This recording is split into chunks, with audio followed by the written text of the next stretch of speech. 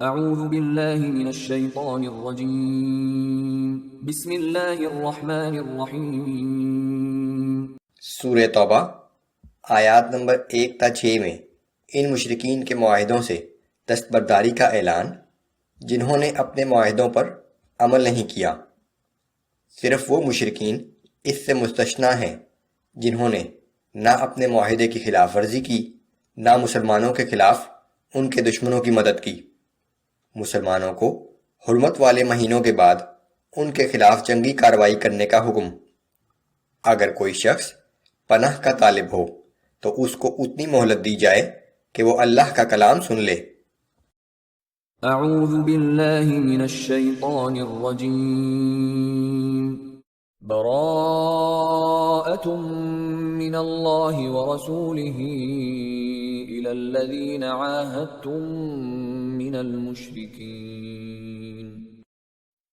یہ اللہ اور اس کے رسول صلی اللہ علیہ وآلہ وسلم کی طرف سے ان تمام معاہدوں سے دستبرداری کا اعلان ہے جو تم لوگوں نے مشرکین کے ساتھ کیے تھے۔ فسیحوا فی الارض اربعۃ اشہر واعلموا انکم غیر معجز اللہ وان اللہ مخزی الکافرین۔ پس اے مشرکو، تم اس سرزمین میں 4 مہینے تک خوب گھوم پھر لو، لیکن یہ جان لو کہ تم اللہ کو عاجز نہیں کر سکتے، اور یہ بھی یاد رکھو کہ اللہ کافروں کو رسوا کرنے والا ہے۔ سن 8 ہجری میں مکہ فتح ہوا۔ سن 9 ہجری میں حضرت ابو بکر رضی اللہ تعالیٰ کی سرگردگی میں ایک وفد حج کے لیے مدینہ سے مکہ روانہ ہو چکا تھا کہ یہ آیات نازل ہوئیں۔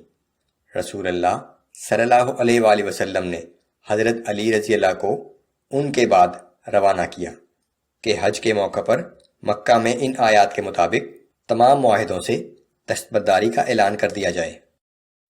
وَأَذَانٌ مِّنَ اللَّهِ وَرَسُولِهِ إِلَى النَّاسِ يَوْمَ الْحَجِّ الْأَكْبَرِ أَنَّ اللَّهَ بَرِيءٌ مِّنَ الْمُشْرِكِينَ وَرَسُولُهُ۔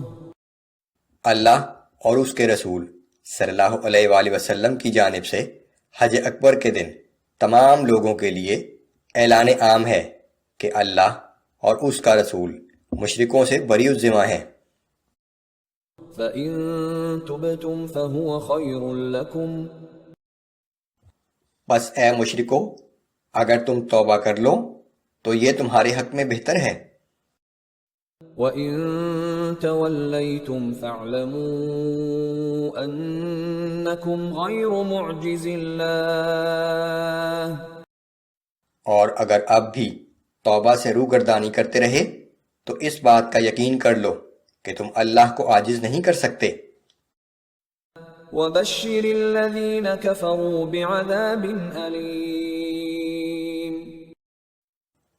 اور اے پیغمبر صلی اللہ علیہ وآلہ وسلم، آپ کافروں کو ایک دردناک عذاب کی خوشخبری سنا دیں۔ إِلَّا الَّذِينَ عَاهَدتُّم مِّنَ الْمُشْرِكِينَ ثُمَّ لَمْ يَنقُصُوكُمْ شَيْئًا وَلَمْ يُظَاهِرُوا عَلَيْكُمْ أَحَدًا فَأَتِمُّوا إِلَيْهِمْ عَهْدَهُمْ إِلَى مُدَّتِهِمْ إِنَّ اللَّهَ يُحِبُّ الْمُتَّقِينَ۔ مگر اس اعلان عام سے وہ مشرک مستثنیٰ ہیں جن سے تم نے کوئی معاہدہ کیا ہو، پھر انہوں نے تم سے ایفائے عہد میں کوئی کوتاہی نہ کی ہو اور نہ تمہارے مقابلے میں کسی کی مدد کی ہو، تو ایسے مشرکوں سے معاہدے کو معینہ مدت تک پورا کرو، کیونکہ اللہ تعالیٰ پرہیزگاروں کو پسند کرتا ہے۔ فَإِذَا انسَلَخَ الْأَشْهُرُ الْحُرُمُ فَاقْتُلُوا الْمُشْرِكِينَ حَيْثُ وَجَدتُّمُوهُمْ وَخُذُوهُمْ وَاحْصُرُوهُمْ وَاقْعُدُوا لَهُمْ كُلَّ مَرْصَدٍ۔ پھر جب حرمت کے مہینے گزر جائیں تو مشرکین کو جہاں پاؤ قتل کرو اور انہیں گرفتار کرو اور انہیں قید کر دو، اور ہر کمین گاہ پر ان کی طاق میں بیٹھو۔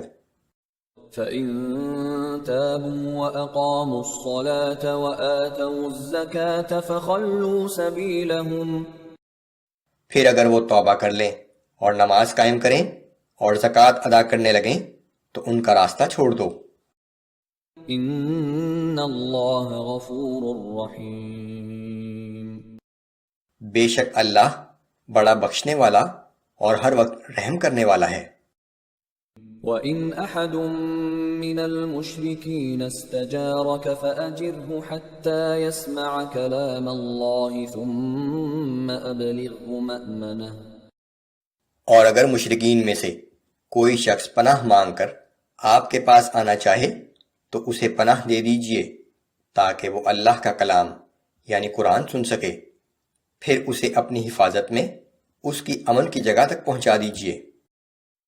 ذَلِكَ بِأَنَّهُمْ قَوْمٌ لَا يَعْلَمُونَ، یہ اس لیے ہے کیونکہ وہ لوگ قرآن سے لا علم ہیں اور اس طرح ان پر حجت پوری ہو جائے۔